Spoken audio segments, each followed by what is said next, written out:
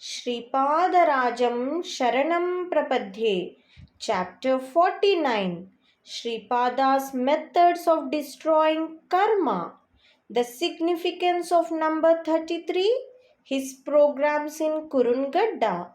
Once Sripada said, Shankara Bhatt, what we practice is Agni Vidya. Worshipping fire is the natural trait of an orthodox person. Your worship of fire lies in igniting the stove and preparing the meal. I said to Sripada, Blessed be Sri Mahaguru. This earthen kitchen trench stove should continue to burn like this even after my exit.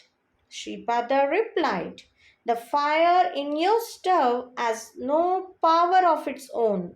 Since it merged with my yogic fire, the meals you prepare on this stove are turning into prasad and are removing the misery and humiliation of devotees. This stove should be there only for 9 more years.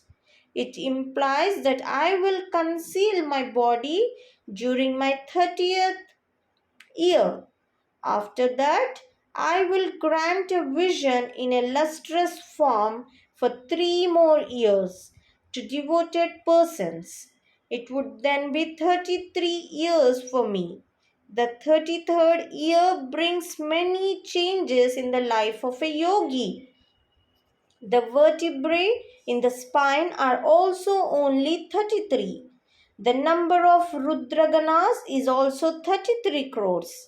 The fire sacrifice will continue even after that. I am performing this fire worship as a symbol of burning karma brought to the gross level.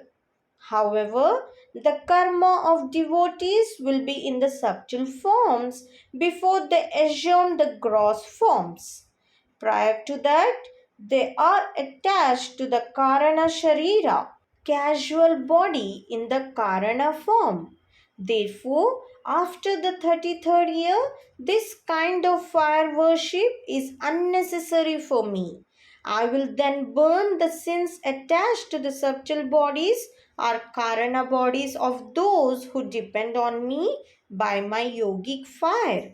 You can continue burning the kitchen stove till I attain the 30th year.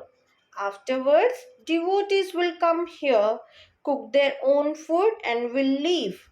That will go on for 3 years. Afterwards, the fire worship in the physical form is not needed. I started Prithvi Yagna, earth sacrifice. It is happening successfully. I commenced Jala Yagna, water sacrifice. It is also going on with grand success. I now started fire worship as Agni Yagna, fire sacrifice. This will also continue without any hindrances. I am the one who is the form of fire in all living creatures. I am the one who sanctifies all things. I am the one who burns all things. I did not hear about the sacrificial rituals relating to the 5 basic elements till then. I came to the conclusion that it is not appropriate to analyze the methods of Leelas of Sripada. One day, a newly married couple came to visit Sripada. He ordered them to stay in his darbar hall in Panchadeva Pahad. After 2 days, the young man died. They believed that Sri Mahaguru would save them and that he was a benign God who grants many boons. But the new bride now got widowship, which is unbearable to any woman. The relatives of the newly wedded couple came to Panchadeva Pahad. They were in a dilemma whether to cremate the corpse or not. It was not possible to take away the dead body from the darbar in Panchadeva Pahad without the permission of Sripada. The new bride looked like a deity of grief. Sripada came to his darbar. The new bride submitted her misfortune to him. Sripada remarked that the results of karma were unavoidable.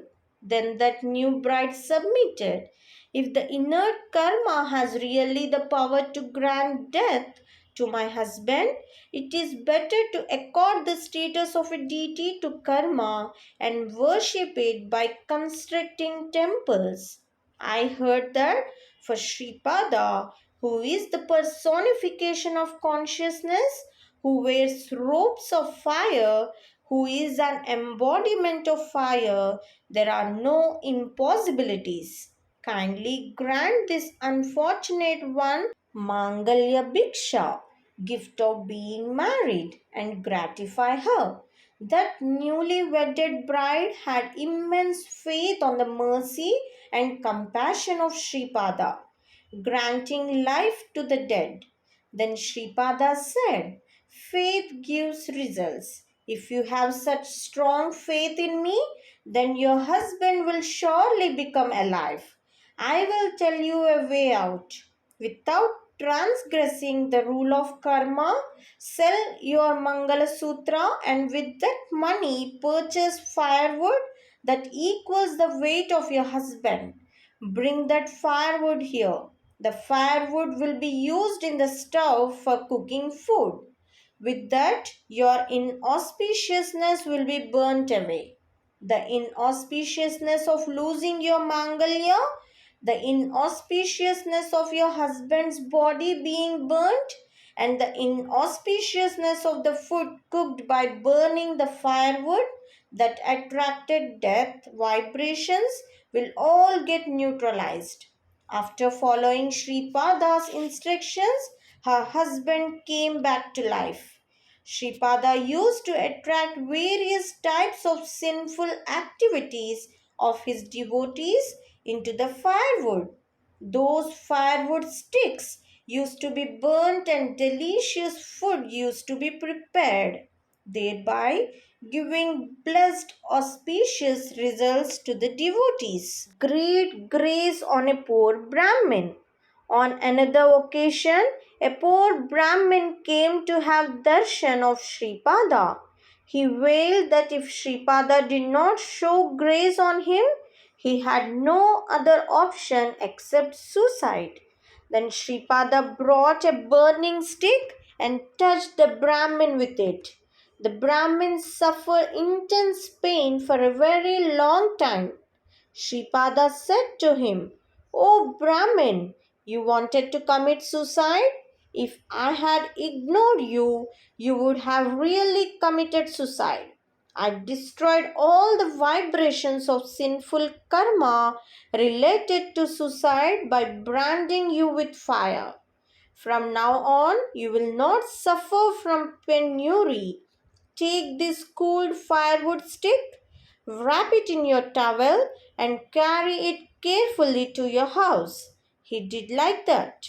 When he opened the towel in his house, he found that the firewood stick had turned into gold. Thus, that Brahmin's poverty was removed. Sripada used to destroy the sins of his devotees in strange ways through Agni Yajna. At times, he used to ask them to bring special vegetables like eggplants or lady fingers. He used to attract the reactions of sinful acts of the devotees into those vegetables. He used to make the devotees compulsorily eat the curry made from those vegetables. The afflictions of karma thus used to be removed. A girl did not get married even though she attained puberty. Noticing that she had adverse effects of Mars, she was asked to bring red gram grains.